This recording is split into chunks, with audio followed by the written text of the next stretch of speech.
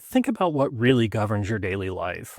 To cross a border, you need a passport issued by a state. But to connect with friends, get news, shop, or even apply for a job, chances are you rely on algorithms designed by private corporations like Google, Meta, or TikTok. So, which has a bigger influence on your daily choices? This highlights the central puzzle of modern global politics. For centuries, the state, the sovereign entity with the monopoly on violence over its territory, was the undisputed main character. But today, its power is challenged on all sides. And that raises a critical question. If states can no longer fully control their own economies, their borders, or even the information their citizens receive, are they becoming obsolete? To be clear, by obsolete, I don't mean disappearing. I mean losing their centrality in global politics. To answer this question, let's explore the evidence, starting with the case for the state's decline.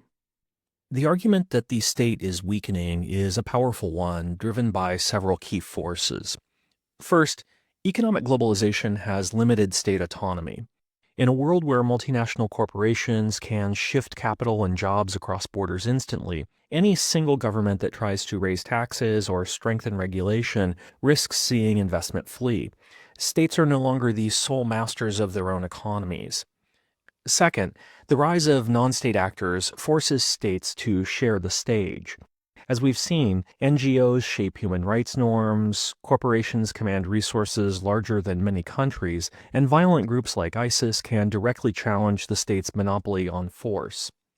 Third, the digital revolution has shattered the state's control over information.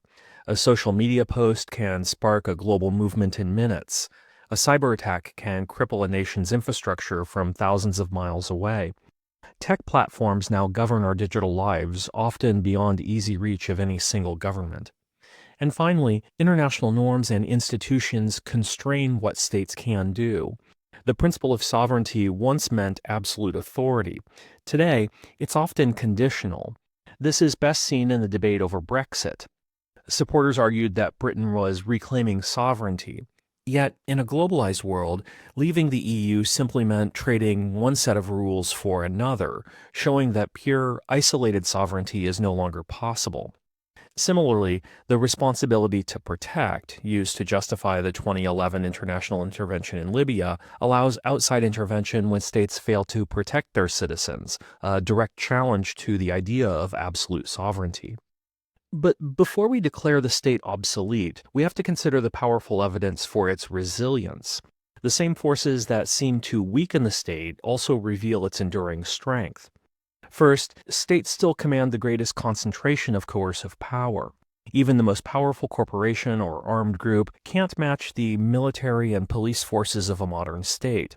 When the international community mobilized against ISIS, state militaries overwhelmingly outmatched their non-state opponents. Second, states retain ultimate legal authority. Only a state can pass binding laws, levy taxes, and grant citizenship. This was never clearer than during the COVID-19 pandemic. While corporations made vaccines and NGOs provided aid, it was states that closed borders, funded emergency relief, and coordinated mass vaccination campaigns. In a true crisis, the world still looks to states. Third, the state remains the gatekeeper of legitimacy. Only states can sign treaties, represent populations at the United Nations, and confer legal identity. For most people, the state remains the primary focus of political loyalty. And finally, states are not passive victims of change. They adapt. They've developed new regulatory tools to manage technology and global finance. The EU, for example, shows how states chose to pool their sovereignty to gain greater collective influence on the world stage. The European Union's General Data Protection Regulation, the GDPR, shows how states can set global standards for tech companies, forcing even giants like Google and Meta to adapt. This is a phenomenon known as the Brussels effect. By regulating its own massive market, the EU effectively sets global standards for tech companies. Far from disappearing, the state has been transforming. So, is the state declining or is it resilient? The answer is that it's both. The state is not obsolete, but its role has been fundamentally transformed. This new reality is best described not as international politics, but as global governance. If traditional government was a pyramid, with the state sitting alone at the top, global governance is better thought of as a web. States are still the largest and most powerful nodes in this web, but they're now entangled with and influenced by a host of other actors: corporations, non governmental organizations, expert communities, even individuals, who all play a role in managing global problems. In other words, power in the 21st century no longer resides at a single address. It's networked, fragmented, and shared. The state isn't disappearing. It remains the only actor with an army, a passport, and a seat at the United Nations. But the state is no longer alone.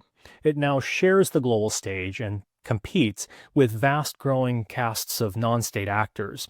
The state is not obsolete, but it certainly has been transformed. Sovereignty is now conditional, security is transnational, and governance is diffuse.